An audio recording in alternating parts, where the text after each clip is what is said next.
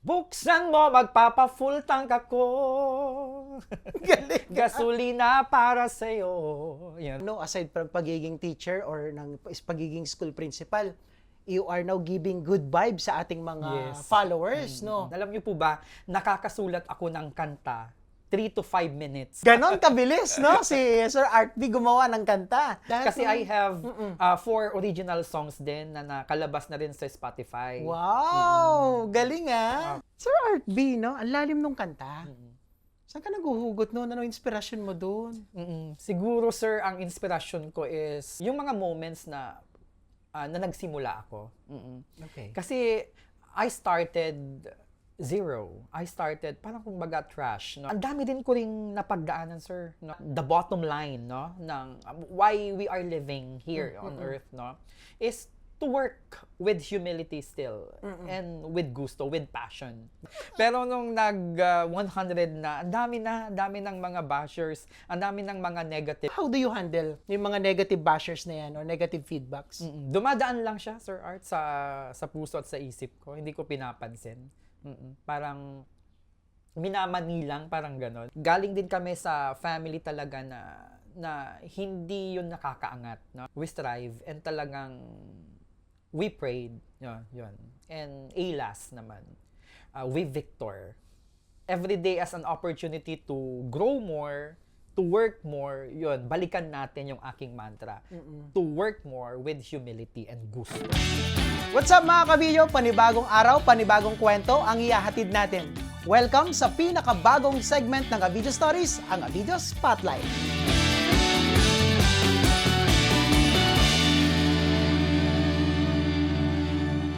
Mga kabidyo, welcome to our show. This is the pilot episode of Kabidyo Spotlight.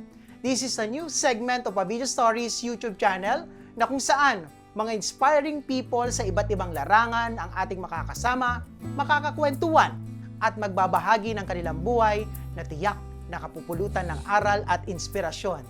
Ngayong araw, sa ating first episode, makakasama natin ang tinaguriang The Singing Principal, vlogger and composer ng Tarlac na may over 241 Facebook followers na laging naghahatid ng good vibes.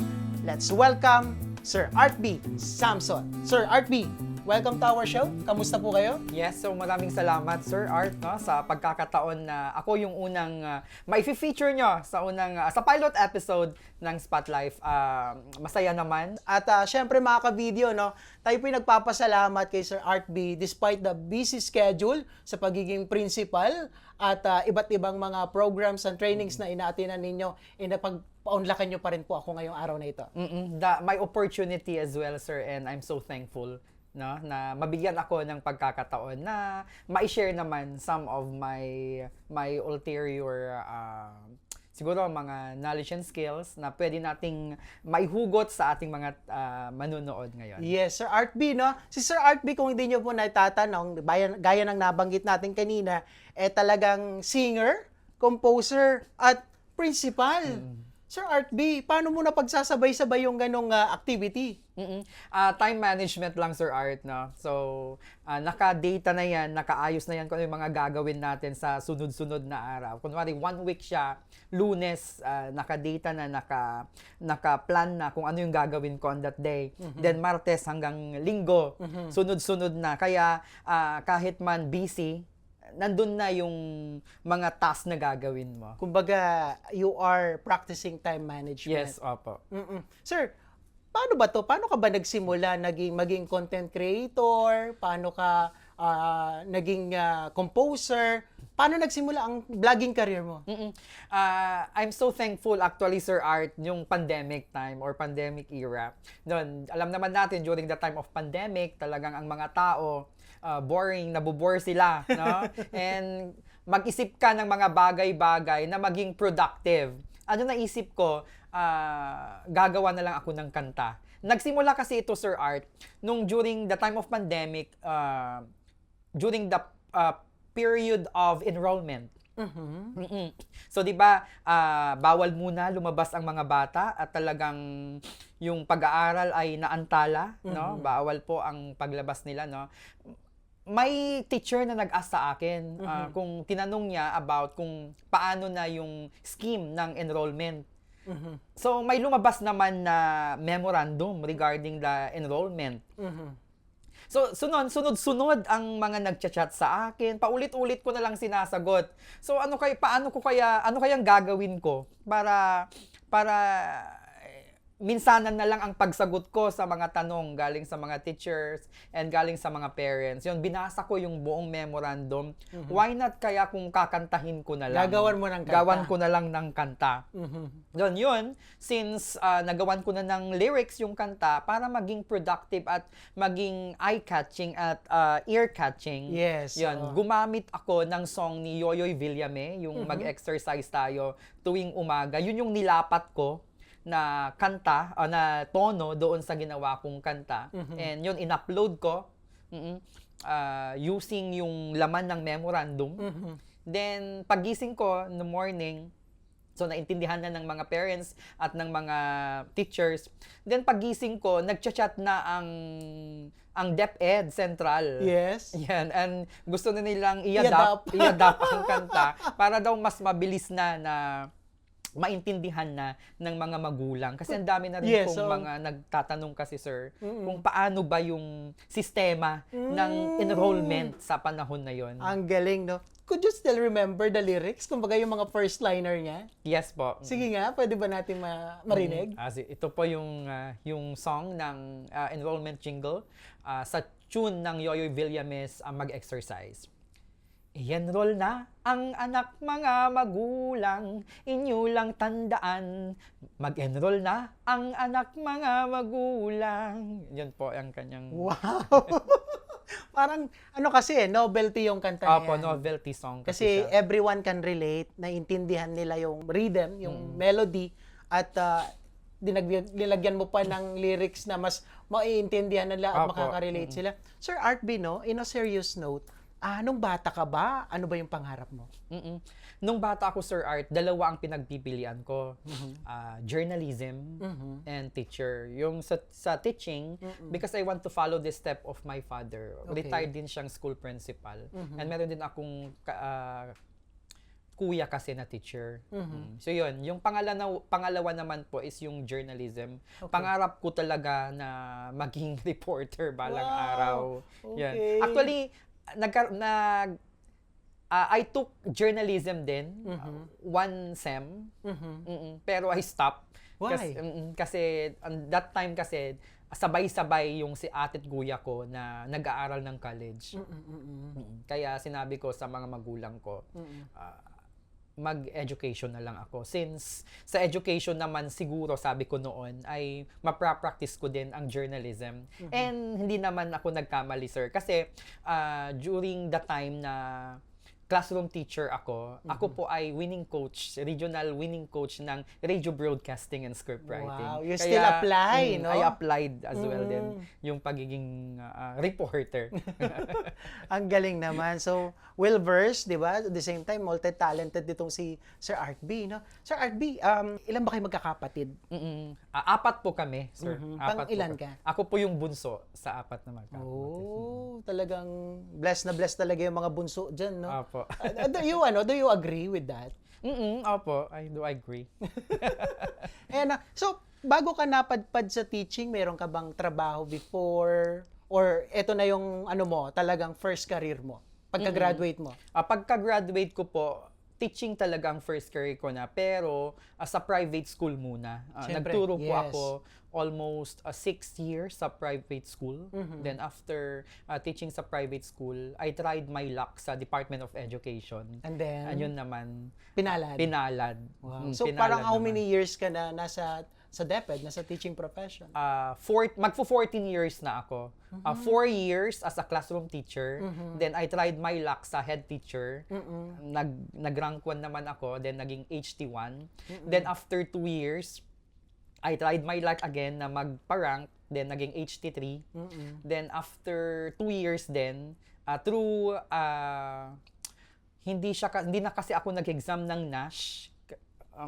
Kasi on that time kasi gusto kong mag-try ng national exam for principal. Kulang pa kasi ako ng 11 days. Kaya hindi ako pinayagan. Kaya sabi ng division office, I tried my luck na lang through yung mga accomplishments ko and yung mga achievements. Yes. So, kitang-kita naman Sir Art B, no? Kasi lagi nating napapanood si Sir Art B, pinupost niya sa kanya social media, parang kabilis ng paglago niya.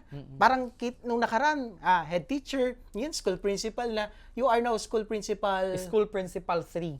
Wow. Kapo-promote ko po 2 weeks ago. Wow, congratulations, no? Ang galing. So, ano yan, sir? Kumusta naman yung pamilya ninyo? I mean, yung kabuhayan ninyo. Then, what makes you inspired to become though I know you're yung magulang mo is dati ring nasa teaching profession. So, what makes you decided na ito yung i-pursue mo? Since I was a child kasi, Sir Art, talagang I want to be the epitome of motivation and sharing knowledge to the young minds. Gusto ko talagang makapag-share ng aking simple knowledge sa young minds. Yon. Pangarap ko talagang magturo, pangarap ko talagang magbigay ng inspirasyon, pangarap ko talagang magbigay ng bagong kaalaman sa kabataan. And yun, I am so happy today na at least na nararamdaman at nagagawa ko na. And now, no, aside from pagiging teacher or ng pagiging school principal, you are now giving good vibes sa ating mga followers, no? And lahat talagang napapaindak sa mga ginagawa mo. Alam mo, natutuwa ako ng mga ka-video, no? Last na nagawa ni Sir yung related doon sa current events ngayon. Yung taas ng gasolina. Opo. Yung buksan mo, magpapa-full tank ako. Buksan mo, magpapa-full tank ako. Ikaw lang talaga gumagawa, no? How did you write your lyrics? Actually, Sir Art, I'm so thankful to our God Almighty kasi sa knowledge and sa talent na binigay niya sa akin. Alam niyo po ba, nakakasulat ako ng kanta 3 to 5 minutes. Wow! 3 to 5 minutes kapag nasa mood ako especially, nakakagawa ako ng kanta. So yun, yung ginawa ko pong kanta na buksan mo, magpapa-full tank ako. Kasi yung kino-consider ko po sa aking content, Sir Art, is number 1, is yung kung ano yung recent na topics. Current events. Okay. Doon ako tumututok. Doon yung hinuhugutan ko. Yes. Plus, kung ano yung trend naman, o trending na song naman, doon din ako humuhugot. Yes. Yan. So yun. And I'm so thankful naman sa aking mga 241 followers. Ang bilis! Ang bilis po. Kasi parang nag-100 ka, tapos naging 120, 150, tapos 200, ngayon 241. Susun siguro magiging 300 na Kaya yan. sana nga po. Buksan mo, magpapa-full tank ako. Gasolina para sa'yo. Ano pang gusto mong gawin mo para mapag-buksan mo?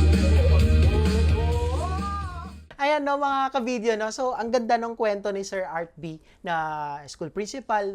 How did you juggle those kumbaga aside from the time management, pag-uwi mo ng bahay pagkatapos dito sa school, anong pinagkakabalan mo? Doon sa bahay, since dalawa lang kami kasi ni mother na lang na nandun, plus yung dalawa naming pamangkin, kasi yung mga kapatid ko po ay nasa ibang bansa na lahat sila.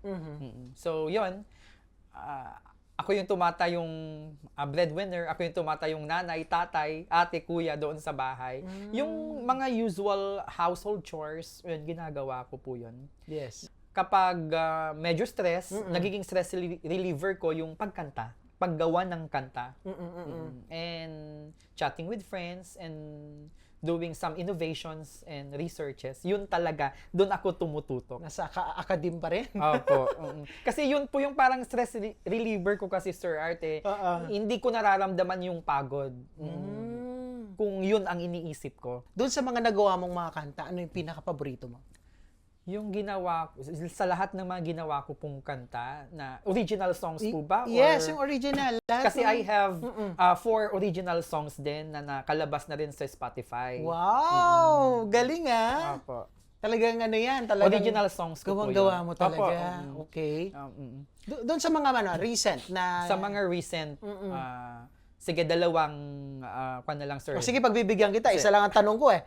Sige, dalawa. Opo, Okay, go dalawa. ahead. Kasi yung isa, galing sa aking original song. Okay. At yung isa, doon sa mga parody songs. Okay. Sige po.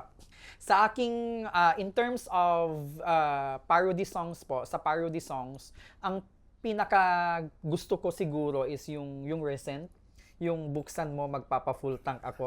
Kasi Dala, saglit. Hindi kita palalagpasin na hindi mo kakantahin yan. Sige, pagbigyan muna natin ang ating mga viewers. Baka sige pwedeng po. makarinig ng konting lines dyan.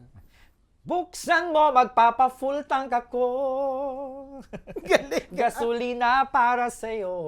Yan po. Ang dami nakaka-relate niyan. Opo. Even me, kasi syempre, we are now experiencing global crisis. Pagdating sa energy, sa gasolina, talagang ramdam na mga kapwa natin mga Pilipino. Opo, tama. Yung taas ng gasolina, taas ng krudo, and you made that song, medyo naging lighter Opo. yung issue. And then the other one, The other one po, sa aking mga original songs naman, doon sa Ikaw Pa Rin siguro, my first single. Kasi yun po ay ginamit ng mga iba't ibang top-rated indie films kasi, ang aking song na yun. Kaya yun yung pinaka-paborito ko sa 4 na songs na aking ginawa. Produced po, shout out sir, Yes. produced by the Prom D, and dalawa kasi ang aking recording studio. Ang Prom D and Ditong Music. And shout out din sa arranger ko, si Sir Jeron Rombawa. wow, talagang kompletong-kompleto na, full house. Opo. Pwede bang marinig yan? Yung paborito mo na yan. Sige po. Mula noon hanggang ngayon, pangarap lang pala, hindi pa rin magsasawang magmamahal at magbibigay, aasa pa rin, ngunit iiyak muli dahil hanggang ngayon ikaw pa rin. Wow, galing! Sir Art B, no? Ang lalim nung kanta. Saan ka naguhugot noon? Ano inspirasyon mo doon? Siguro, sir, ang inspirasyon ko is yung mga moments na nagsimula ako. Okay. Kasi I started zero. I started parang kumbaga trash, no? Ang dami din ko ring napagdaanan, sir, no? Bago po. Trash? Basura? Yes. Bakit? Kasi Ganyan ba yung sinasabi sa'yo noon? before, talagang dumaan din ako, sir, sa maraming pagsubok sa personal na buhay at sa buhay ng pamilya, na sir, talagang galing din kami sa family talaga na hindi yun nakakaangat, no? So we strive and talagang we prayed, yun. And ALAS naman, we victor. Wow. Speechless ako doon, Sir Art B. Nakaka-relate ako doon. Lahat naman may pinagdadaanan. Opo. Even sa pamilya, no, ng bawat Pilipino. And a good thing is that now you are now reaping the fruit of your labor. Ngayon, no, na you are giving good vibes sa ating mga ka-video. Ano ba ang puso ni Sir Art B ngayon? Masaya ba? Paano ba? May lungkot ba? Happiness, sir. Happiness. Pero yun nga, yung mantra ko kasi is still continue to work with humility and gusto. Yun naman kasi sa akin, Sir Art, yung sikreto ng success eh. Ang opportunity, ang position, ang designation, pangalan lang yan na nakamarka sa iyong pangalan. It's on the title. Yes, it's on the title. No? But the bottom line, no, ng why we are living here on earth, no, is to work with humility still and with gusto, with passion, no? Yes. With fervor. Gawin mo pa rin kung ano talaga yung talagang trabaho natin dito sa mundo. Yung tumulong, magbigay ng inspirasyon at ibigay ang iyong kakayahan para ang lahat din, ang yung mga kasama mo din na nasa baba ay matutulungan mo din na maitaas. yes, you said a while ago, success, no? How you define success naman, on your perspective? On my perspective, Sir Art, success means humility. They are intertwined. Ganda nun, no? Yung iba kasi, pag sabi mo success, medyo mapagpataas na, no? Yes. Ikaw ba? With humility? hindi naman sa pagbubuhat mo ng bangko, Sir Art, no? Ah, ah, ah, madami na rin akong mga na-achieve na mga accomplishments and achievements na sa palagay ko mahirap yun kunin, no? Mahirap tumbasan. Mahirap tumbasan at mahirap makuha yung mga recognition siguro Yes. na nakamtan ko. Pero sa akin, hindi ko kasi yun nararamdaman na parang it's a summum bonum eh. Hindi po. But this is only a blessing. This is an opportunity for you to work more. Yes. It's an opportunity for you to achieve more, Yes. to inspire more. Yes, yun yung gusto natin. Yun po kasi. Yes. Sir, despite all those success, no? All those recognitions and awards you receive, ano ba ang sekreto ni Sir Art B? Na nami-maintain yung masaya, naghahatid ng good vibes, ng inspirasyon sa mga ka-video natin, sa mga viewers natin. Ano po ba ang sikreto ng Art B, no? It's siguro, Sir Art, it's more on giving thanks and recognition always to our God Almighty. Okay. Siya lang naman talaga Of course. ang dahilan ng lahat ng mga ito. Hindi ko nakakalimutang magpasalamat araw-araw, maganda man ang nangyari or hindi maganda ang nangyari sa'yo. Every day is a Every blessing. day is a blessing. Yun nga po. Correct. And every day as an opportunity to grow more, to work more, yun, balikan natin yung aking mantra. To work more with humility and gusto.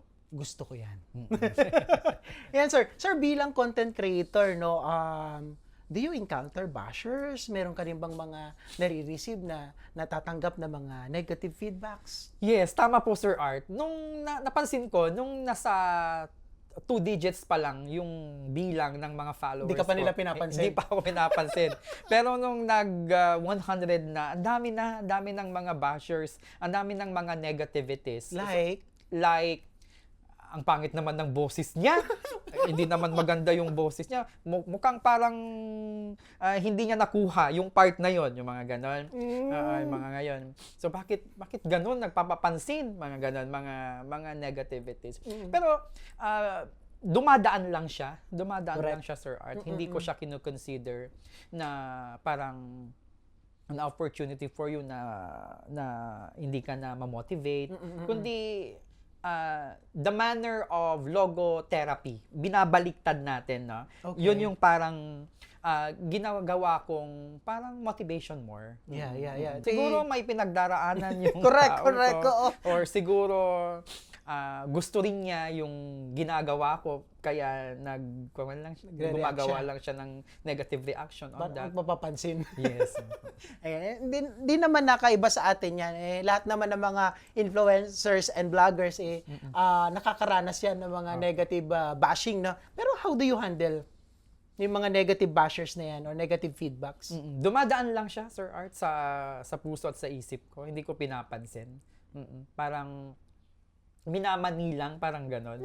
Kasi pag binibigyan mo, pag tinatambayan mo kasi yon, maapektuhan yung pang-araw-araw na routine mo. Sir Yes, Art. so I agree with that, no? Kasi tayo, content creator din tayo. And we receive, out of 100, mga 5%, meron din Yes. namang mga ganon. Majority is 95% positive Yes, feedbacks. opo. Doon na lang tayo mag-focus. Diba? Kaysa mag-delve ka, bigyan mo ng attention yung mga negative bashing na yan, move on. Yes, move on. Diba? Anong message mo sa mga negative bashers? Yan, sa mga negative bashers natin yan out there, no? Move on. Kayo po ang move on din siguro, no? Respect, yung word nating respect, Correct. i-inculcate and imbued nila siguro sa puso at sa isipan nila. Yes. Sir Art B, no? For how many years that you are existed on Earth? I don't want to ask your age.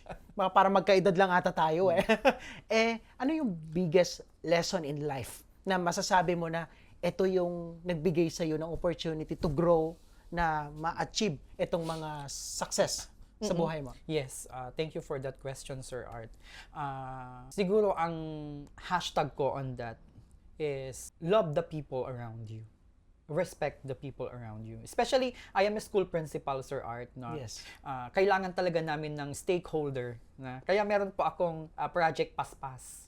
Okay. What it does That is mean? an innovation, yung paigtingin ang samahan ng paaralan at stakeholder. Wow. Paspas. Parang Yes. narinig ko yan sa isang bayan dito sa Tarlac. I'm more on loving my school partner, my Okay. teachers, Yes. my students, the parents, the stakeholders. Kasi whether you like it or you like it, Correct. Parang, sila kasi yung partner mo always. as ano naman, as an individual, kumbaga, ikaw ngayon, na nandito ka na sa poder mo ngayon. You have 241 followers, 241,000. Parang, parang significant na things na gusto mong mangyari. Siguro I want to expand more my horizon. I want to know more. I want to ask more. Ganun. Gusto ko pang ma-experience ang mga ibang mga bagay-bagay pa. Yung sinasabi nating sikreto talaga ng isang masasabi nating totoong buhay, na totoong laban ng buhay. Yes. Siguro sa akin, sir, hindi ko pa siguro na-experience yung mga ibang segment ng buhay. Yes. Ah. There's more to come. Yes, there's more to come, and I am excited to experience those other experiences. Akala ko you're born ready. You're born ready. Yung iba kasi, I was born ready. Ayan. So, ganun naman.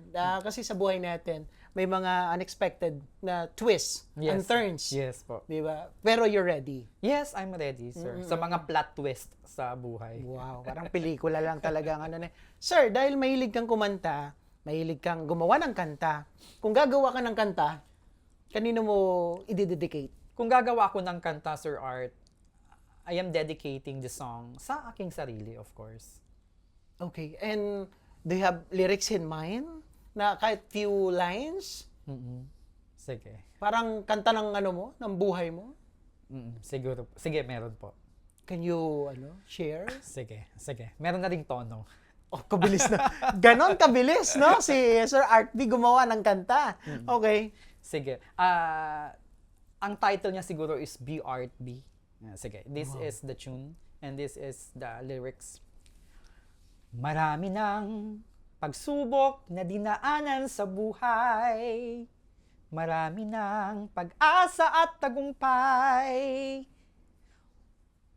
Be motivated, be lovable, be Art B. Galing. B Art B. Ayan. Parang B, tapos yung pangalan mo kasi Art B. Art eh. B. Ayan. Saan ba kinuha yung pangalan mo? Galing po yan sa pangalan ng mga parents ko, sir. Art, Arturo, then B is Ruby. Yan, Arturo and Ruby. Ayan, di mo na itatanong, Arturo din ako. Ay, wow! Katukayo. Arturo, and I'm proud of my name. Kaya nung nakita ko yung pangalan mo, Art B. Ayan. Magkakasundo kami nito. Alright, so bago po tayo magtapos mga ka-video, hindi natin palalagpasin ng ating bisita ay hindi umabot sa tinatawag nating You're on the Spot. Sir Art B, you're on the spot. Yes, no? yes. Tatanungin kita ng mga bagay at ang sagot mo lang kung ano yung tatanong ko, then at bakit. Yes. Alright, so Sir Art B, isang mabilis. Kung bibigyan ka ng pagkakataon na magiging hayop, ano ka at bakit? Aso. Yun, ako isang aso. Kasi gusto kong alagaan yung aking mga kaibigan, yung aking pamilya, yung aking tahanan. Para aso loyal. Yes, O, very kung pagkain. Pagkain, pagkain ako po ay isang itlog. Bakit? Yan, maprotina. Wow. Punong-puno ng energy. Lalo sa morning, nagpapalakas sa mga tao. How about prutas? Prutas, I'm more on apple. Okay. Mansanas. Isang sweet apple. Kung dessert? Dessert, ice cream. Bakit? Ice cream na ube. Yan. Wow, paborito natin yan. Yes. And finally, kung bibigyan ka ng pagkakataon na maging artista, sino ka? Yan, artista. Of course, my name, Art B, Sir Art. No? Yun. Ayan. Ano yan? Leading role ba yan? Or singer? Or what? Singer, composer, vlogger, influencer, and sikat na educator. Wow. All around. Ayan.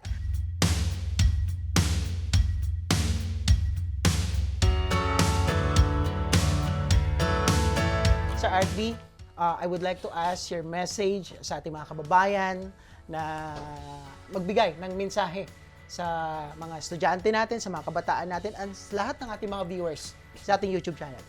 Okay? So, unang-una po, I would like to extend my warmest thanks, of course, to Sir Art, no? Sa opportunity na maging bisita, of course, sa pilot episode, no? Ng kanyang a video story, yung Spot Life, no? Yan. So, thank you, Sir Art, no? And shout out sa ating mga kaibigan, ating mga kasamahan dito sa San Agustin Integrated School, no?